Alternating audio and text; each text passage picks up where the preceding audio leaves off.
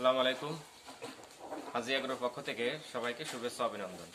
দর্শক, আজকে একটা ভিন্নধর্মী ভিডিও নিয়ে আসলাম। সেটা হচ্ছে গরুর ফ্লোরে যে পিছলে হয়, অর্থাৎ গোবর, চুনা এবং ফ্লোর ধৌত করার সময় অনেক ময়লা ফ্লোর দিয়ে জমে থাকে। তো ফ্লোর অনেকটাই পরিষ্কার করার চেষ্টা করছি, আরও পরিষ্কার করবো। দেখি একটু নিচে নামো, একটু দেখাই দেওয়ার চেষ্টা করি। এই দেখেন, তুমি তো বসো,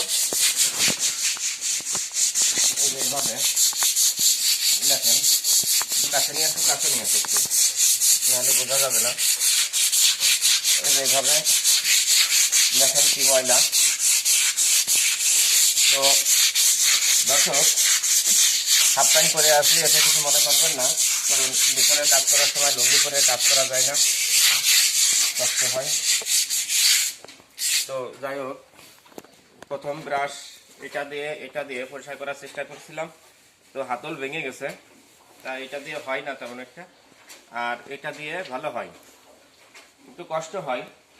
তা সেক্ষেত্রে এদিকে দিয়ে আসো, এদিকে একটু দেখো। এই যে এখানে দেখেন, এখানে পরিষ্কার করছি, কি ময়লা, ক্লিয়ার বোঝা যাচ্ছে কি ময়লা। তো যাই হোক, আপনারা প্রতি এক সপ্তাহ অন্তর অন্তর, আমার দিকে দেখাও, প্রতি এক সপ্তাহ অন্তর অন্তর ফার্মের ফ্লোর অবশ্যই ধুয়ে দিবেন। এবং পটাশ, তারপরে বাজারে অনেক পাওয়া যায়, ওষুধ পাওয়া যায়, আপনার জিপিসি 8, ফার্ম 33 সহ অন্যান্য আরও অনেক ওষুধ পাওয়া যায়। ওগুলো হচ্ছে আপনার স্প্রে জীবাণুনাশক, ওগুলো দিয়ে আপনারা স্প্রে করে দিতে পারেন। অবশ্যই ফ্লোর পরিষ্কার রাখবেন, না হলে পিছলায় অনেক সময় গরুর হাত পা ভেঙে যেতে পারে, সেদিকে অবশ্যই খেয়াল রাখবেন।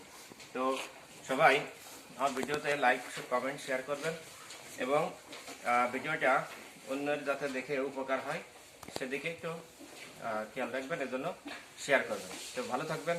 আসসালামু আলাইকুম।